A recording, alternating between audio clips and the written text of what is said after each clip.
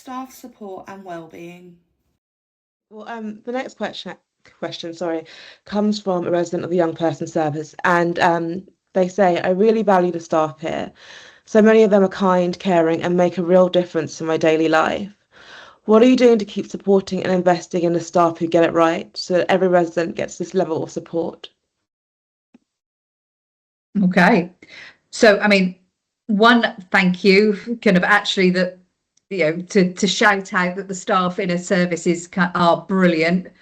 That's what we want. That recognition is really, really important. It's why we get up every day and come to work, is to feel valued and that we've achieved something.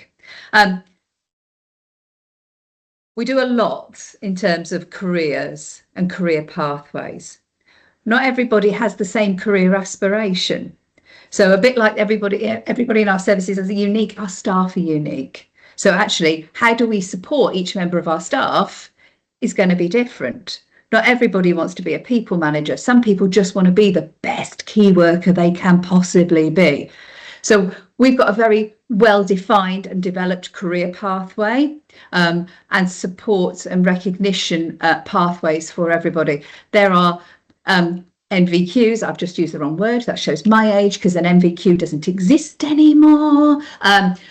But we use the apprenticeship levies to ensure that people can get as much the training that they want that gives them the pathway that they want.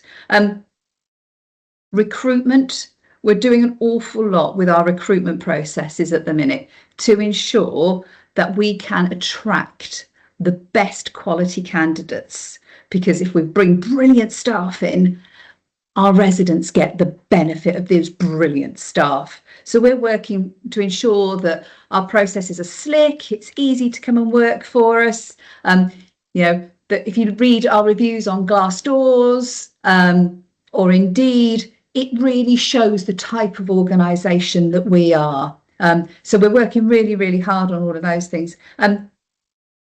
Retention, we are incredibly lucky that our retention rates, the sector retention rates are in their mid-20s. Sanctuary, we sit mid-teens. So we're doing something right, that actually we are able to keep our staff. And that's the best thing for our residents and clients, because actually what you want is a relationship with somebody. You want consistency. It's much easier to grow when you've got somebody that's in your corner that you know and that you've trusted for a long period of time. You don't want your key worker constantly changing. So actually by having staff that work with us for a long period of time, that's a great outcome for our residents. I talked about the training programme. We've got 47 training programmes for our key workers. And that's not just mandatory, because that's just a standard expectation. That's going above and beyond the standard expectations. How do we help our staff grow and be the best they can possibly be? The benefit of that, it helps support our residents and our clients to be the best they can possibly be. You might see in some of the schemes, some of our staff are wearing a little badge, a Be Your Best badge. They're wearing that because somebody has recognised them. It might be a resident, it might be a staff member. They have been called out. Actually, they are doing a brilliant job.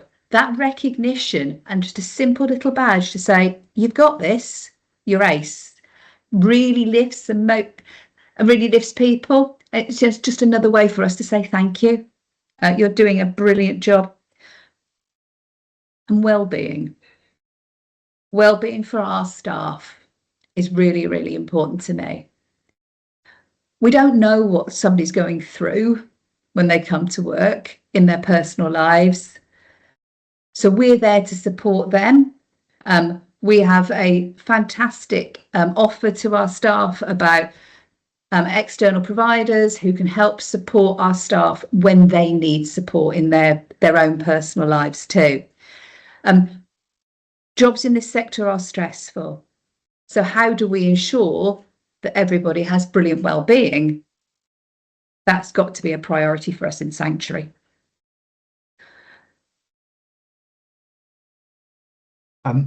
Just if I can add, we only exist as a care and support provider because our frontline colleagues are as fabulous as they are today, and that's genuinely feedback that we get across the country from our residents today.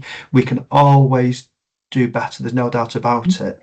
But the strength of SSL is our people, and it's no surprise last year that SSL were recognised on a national basis as Care and Support Employer of the Year, fundamentally because we recruit people with values and passion.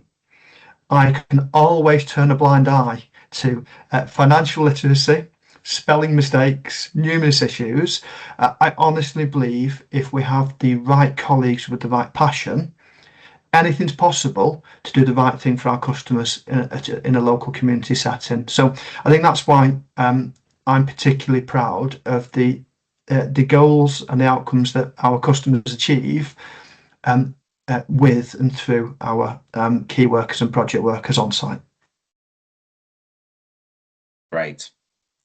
My final question today, Deborah has one following, is a video question, and it really follows on from the last one. And so it's great to see that, you know, Sanctuary customers care so much and are very aware of the welfare of their staff. So this is from a young person in a young person's service.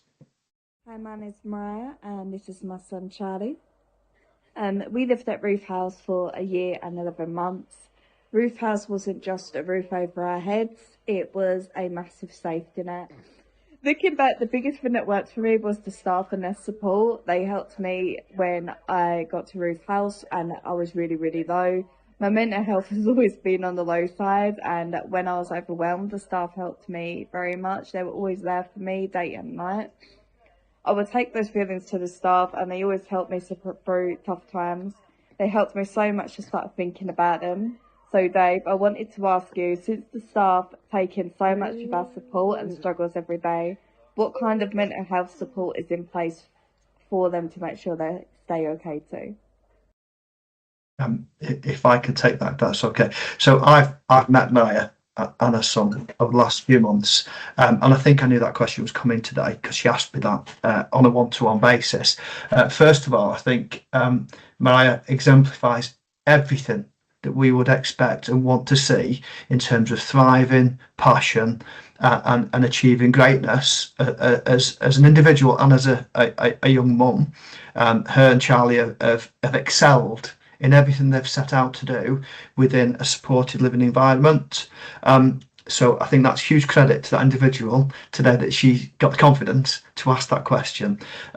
It's also wonderful that our customers really care about the well-being of our colleagues, because it should go vice versa as well, because we equally care about our customers. And it's a really, really valid point, because when you're in an environment where you are supporting sometimes in excess of 10 customers on a one-to-one basis, it is really, really pressured. It really is pressured. But we know that, and we exist to support each and every one of our colleagues. So the first one is recruiting the right colleagues, as we mentioned before, values and passion, and we can sort the other stuff out around computer systems and everything else. It's about having the right people with the right core values. It's then making sure that we've got the right training and support around them, and the right network of individuals, whether that's their peer colleagues, whether that's their manager, their boss, or whether that's an external organisation that we support and exist, so that you can pick up the phone to an external organisation to say, I'm having a bad day.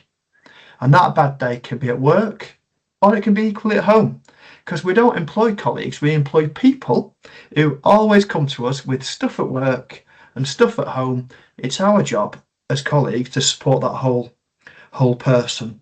And then the final point for me on this one is in many of our services, we experience real complex mental health pressure points as well. So whether that's mental health support, whether that's examples of, for instance, suicide and self-harm within our environments, through to making sure that we've got active teams of mental health first aiders who are fully trained to support our colleagues as well. So by the end of this year, every one of my managers will have been made available to have the most complex 2-day mental health and suicide prevention and awareness course, not purely because of our work environment, because work and home, and that we know, speaking about young people today, as a young person under the age of 35, as a chap, you are most likely to be at risk of suicide or suicidal thoughts than any other health issue today. So that's something that's been really personally important to me, to make sure our colleagues also receive that support in order to support themselves and the customers around them. But that's a wonderful question from Charlie's mum.